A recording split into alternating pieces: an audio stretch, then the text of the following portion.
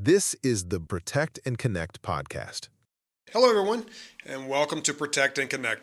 I'm Joey Crosby, Chief of Police here at the Tega Cay Police Department. And I'm Lieutenant Stephen Timbs, and we're glad you're joining us today. So in our first episode, LT, we talked about why we do what we do, and this week we're going to change that to explain what we are doing and talk about our 2025 year-end report. That's right. Our department released the 2025 annual report, and today we're going to break down some of the highlights and explain what those numbers really mean for the community. Our annual reports can be found on our website at teksc.org, and on the left side of the webpage, you'll see the annual report. Also, if you check our social media page, we release the monthly stats as well. Yeah, so we try to inform the community as to what's happening, community members as to what's happening here in our community. And as you said, each month we release our monthly stats, but also each quarter we have a public safety meeting. That's right. You know, the police department and the fire department, we join together to share with the community members what is occurring within the cities as it pertains to the respective departments.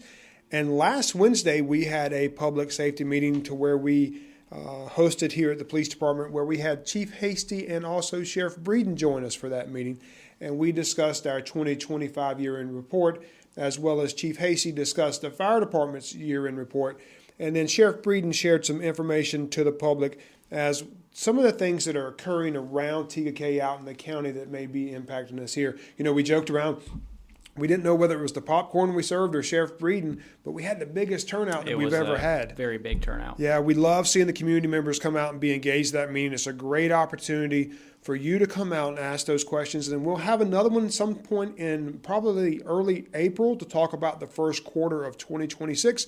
So we encourage you to watch our social media pages and see when that meeting is going to occur, and come out and join us for those meetings. I think you will find it very informative and a great way to get your answers, your questions answered, and get the information about what's going on in our community. So, Chief, before we get into the numbers, I think it's important for the listeners to understand the mindset behind everything we do. You're absolutely right. You know, we spent a lot of time with that on the last podcast, talking about our mission, our visions, our values, and departmental standards.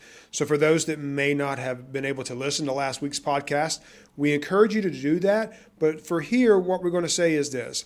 Everything comes back to our mission in our department. And we want to serve our community by demonstrating pride, and that's personally responsible in delivering excellence and doing the common things in an uncommon way. And our standard is very simple in the organization: nothing less than your best. And we gauge that by looking at ourselves and saying, did we give our best in our attitude, our actions, our effort, and our emotions? So those principles only come to life because of the people who wear this uniform every day. Behind every call for service, every traffic stop, every community event, and every moment where someone in our city needs help, there's a member of this agency living out that mission and meeting that standard. Yeah, you know, I've said this in the last podcast and I'll say it again, we have a great group of people that are working in this organization, and they have a real passion for serving this community. And you can see that with the way they go out and engage and go above and beyond with our community members, how they use their discretion in enforcing the laws. And I can't say enough about this group and how lucky we are to have the men and women on this department. And so we try to recognize those officers that go above and beyond. And so in 2025, we had 4 officers that were recognized as employees of the quarter. In quarter 1, it was Officer Stabinsky. Quarter 2, it was Officer Canon. Quarter 3 was Officer Fulton. And quarter 4 was Officer Caterino. We also had 4 supervisors that were recognized as in supervisors of the quarter for 2025. First quarter was Officer Castelli. Third quarter was Corporal Meyer. And fourth quarter was you, Lieutenant Timbs, and Lieutenant Boland. Yes, sir. We're very proud of all of our team members and how they serve our community. And we're proud of these officers who've been recognized for going above and beyond. And we just want to take a moment to applaud all of them for their hard work, their dedication, and their effort. Chief, the work we do is built around the 4 pillars the community has told us matter most. Those pillars really shape how the department focuses its time and resources. So can you walk us through those 4 pillars as well as how you were able to get those? Yeah, so, you know, we engage with our community members a lot, you know, whether it be on calls for service, whether we go to special events. We try to be very proactive and listen to what our community members are telling us. Last year, at the end of the year, we also hosted a SWOT analysis. And for those that may not know, that means strengths, weaknesses, opportunities, and threats, to where we look both internally and externally, identify those things we're doing well, identify those things we need to grow at, where are some opportunities that we have and what is a threat to the organization. And in that meeting, we invited community members to come and share their feedback with us. So from these meetings that we've had, from the SWOT analysis, we were able to identify the 4 pillars that our community expects us to serve them. And I think it's very important, and we talk about this a lot in the agency, is that on our cars is the words protect and serve. If we're serving only the way that we want to serve, then we're not truly serving the community because they have an expectation for us to serve them. Right. So we have to take the time to listen to what is being told to us and then develop our plans around that, and also utilize our expertise to help make our community a safe place. So those 4 pillars that we have is the protection of life, protection of property, traffic enforcement, and community engagement. These pillars guide how we serve and how we're going to measure our success.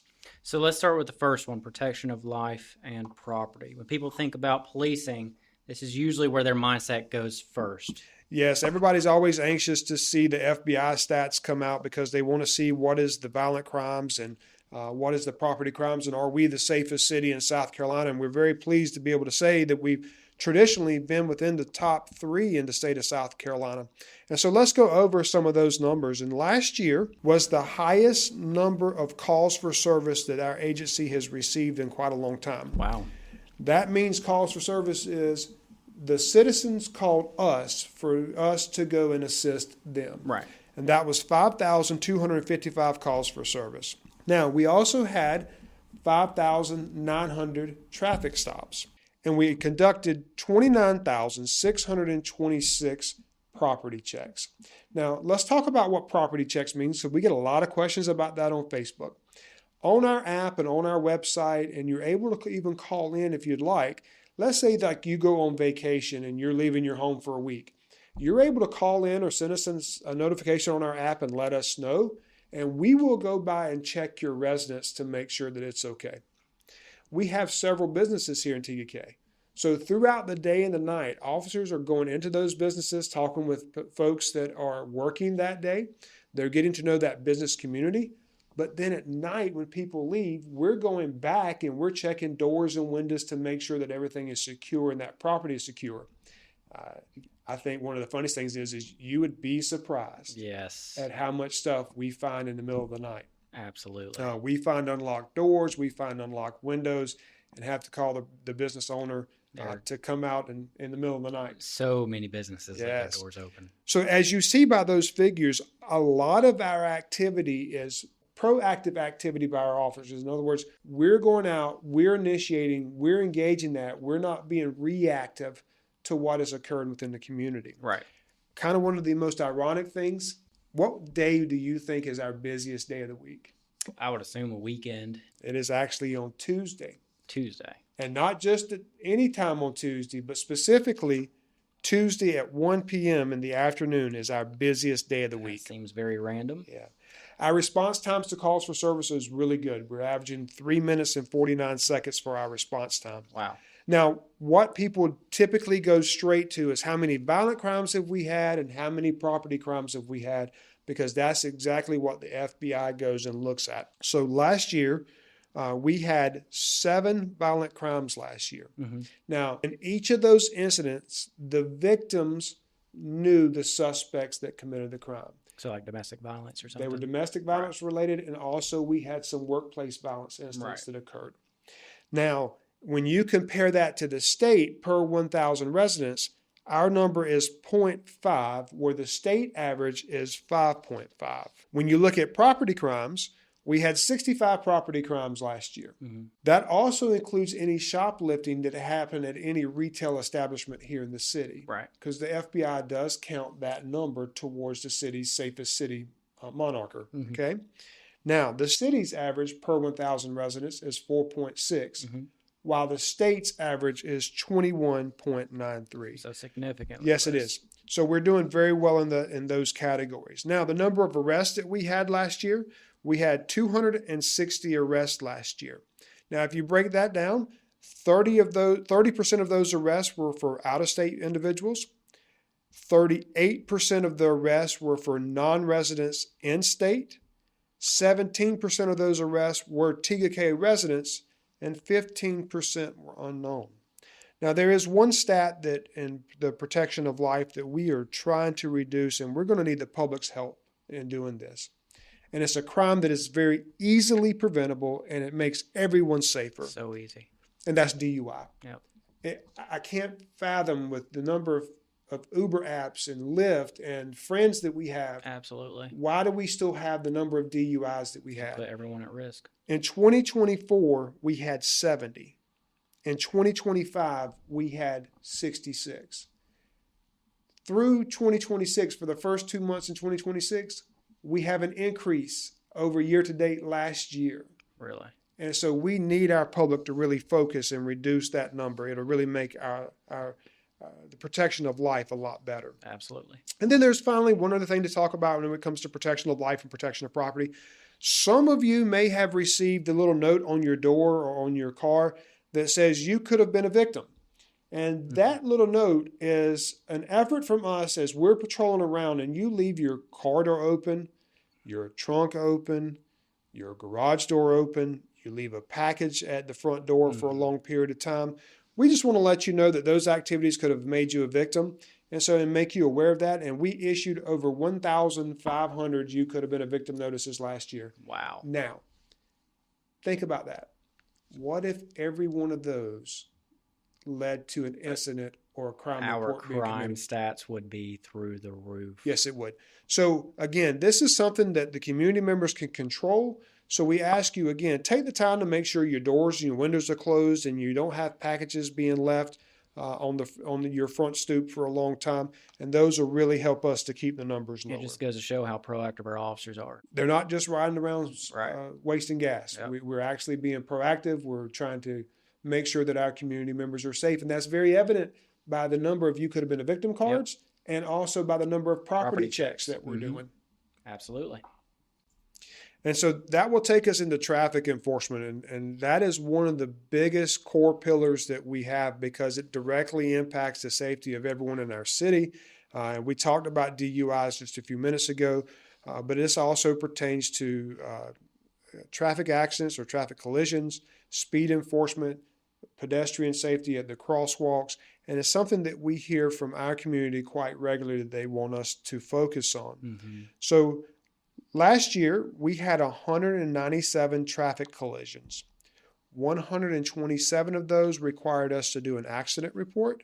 70 of those were committed on private property, or there was no report requested. Now, for the public to understand, if you're at a retail business and it is private property and you have a collision, we typically give what is called a white form through the state of South Carolina to you, where you exchange information with the other party to address that traffic collision. If the traffic collision occurs on the roadway, then we do what we call a TR 310, which is an accident report that goes through who was at fault for the accident, and then you have to turn that into your insurance company. We had 5,900 traffic stops last year. Of those traffic stops, 4,726 resulted in a warning. 1,344 resulted in a citation. Now, Chief, I like what you say whenever you talk about correcting the issue or correcting the behavior. Yes. So what we tell our officers is this: address the behavior. Right. If you have someone that runs the stoplight at Tega Cay Drive in front of City Hall at 3 o'clock in the morning, are they necessarily putting someone in danger? They're putting themselves in danger. Right. But typically at that time of night, the roadway's clear. Education, because sometimes people may not pay attention or other various factors, a warning's applicable for that situation. Now, if we do that at 3 o'clock in the afternoon, when school is just let out, the sidewalks are full of kids, people are at the crosswalks, people are going to and from their destination, the roadways are a lot more congested. There's a lot more people in danger because you ran that red light. We have to address that behavior.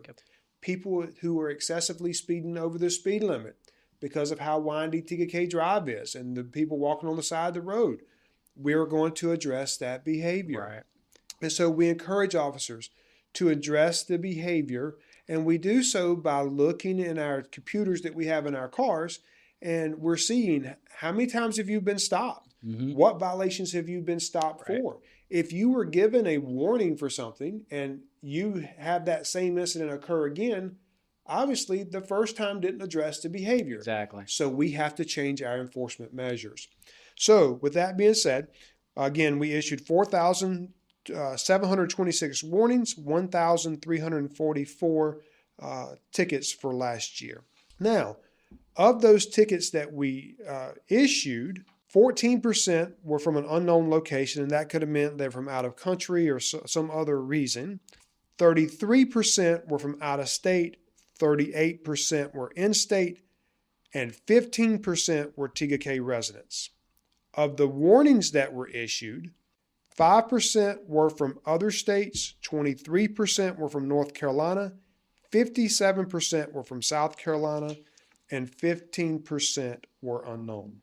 Last year, we had one of the highest years that we've ever had for the issuance of parking tickets. Windjammer. Yes, we did. We issued 357 parking tickets. 52% of those were enforced at Windjammer Park, 4% at Catawba Park, 18% at Pitcairn Park, and 13% at the Beach and Swim Club. Now, what people may not know is we had several people voice their concerns about Windjammer Park, and we had an adjustment in our org chart and our rank structure to address that issue. And we have hired 2 Class 3 officers.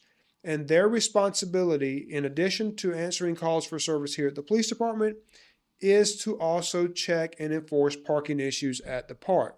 Last year, with those numbers, we only had 1 Class 3 officer, Officer Buck, and he did a great job of making sure that those parking decals were enforced. Absolutely. This year, we've added a 2nd Class 3 officer, Officer Constantine, and he will be also out working with that as well. Now, another change that we have is now we have also identified a designated traffic unit. So as part of that group's efforts, they will focus also on the traffic or parking decals at the park. So again, we say that to say, if you do not have your decal, do not go to Windjammer Park. Make sure that you have a decal before you go to the park. You can go pick those up at City Hall. That is correct.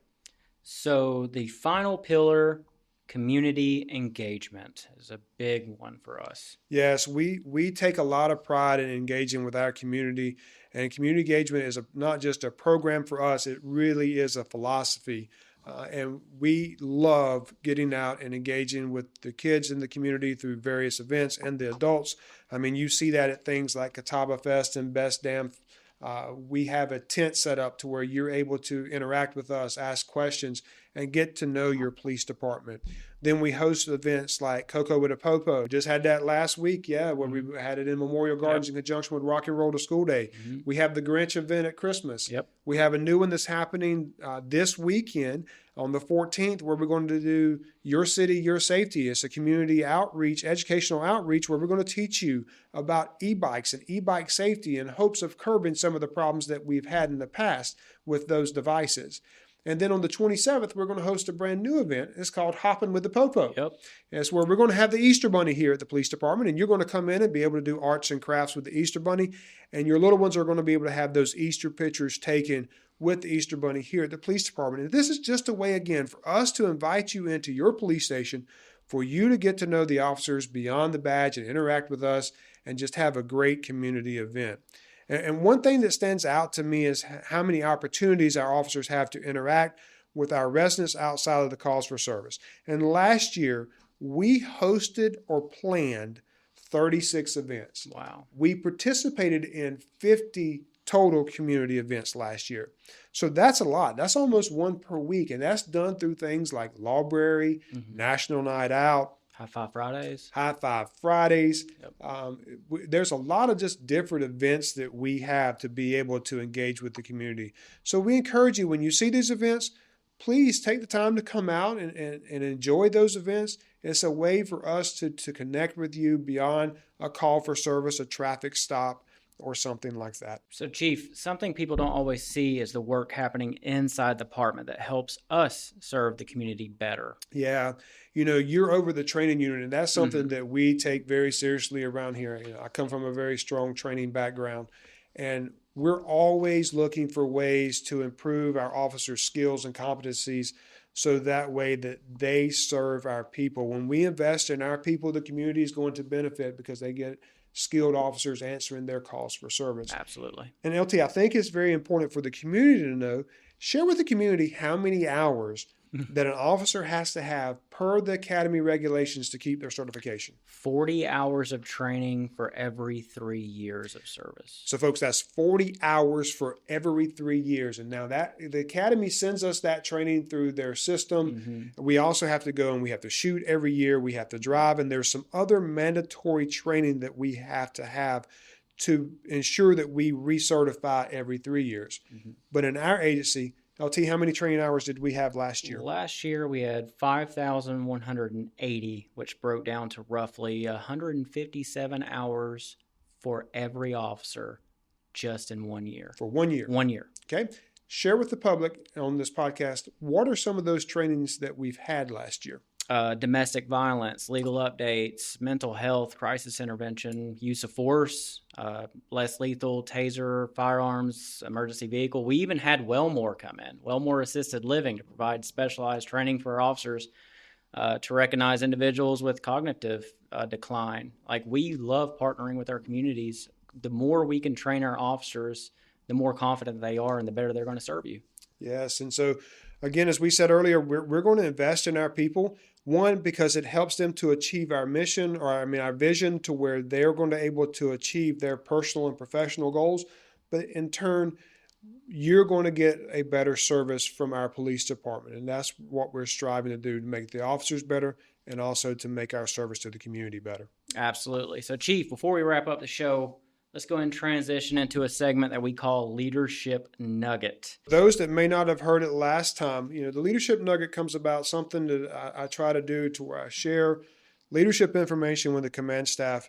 And I try to do it as often as possible as I'm reading things. And so Lieutenant Timbs said he wanted to take that to you. So I wanted to share a nugget with you today that I think is very important. Last time we talked about people don't care what you know and they don't care what you say until they know that you care. Right.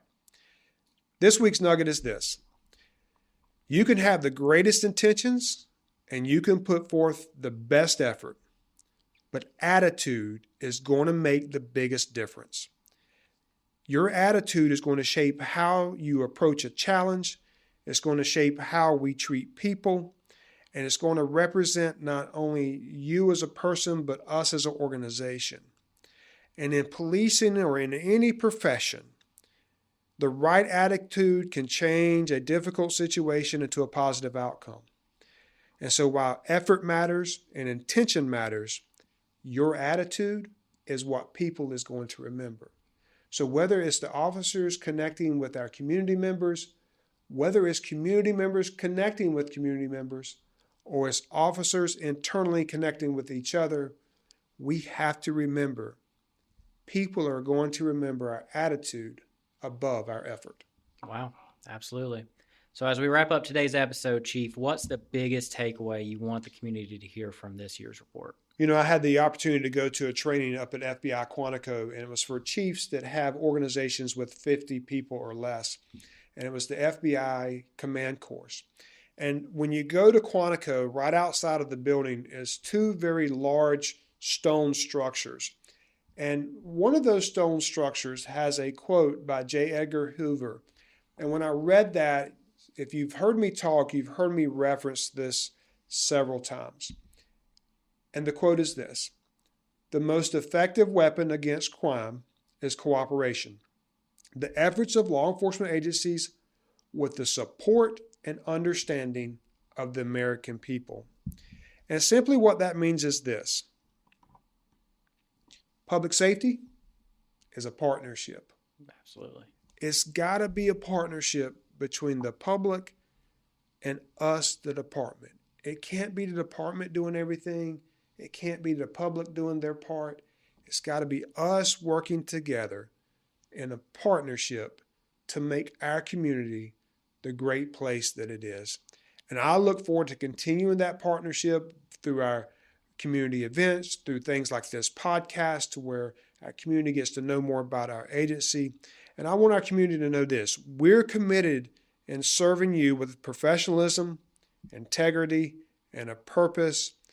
But the strength of this community comes from the residents, the business people, and the officers that are working this street every single day. And it takes all of us working together to keep Tega Cay the best place in South Carolina. And we appreciate the trust that the community places in us, Thank you for listening to this week's podcast of Protect and Connect where we are protecting with purpose. and connecting with people. We look forward to you joining us next week. Our podcast next week is going to be a recap of our public safety event of Your City, Your Safety, where we're going to talk about e-bikes. So next week's podcast is going to be all about e-bikes.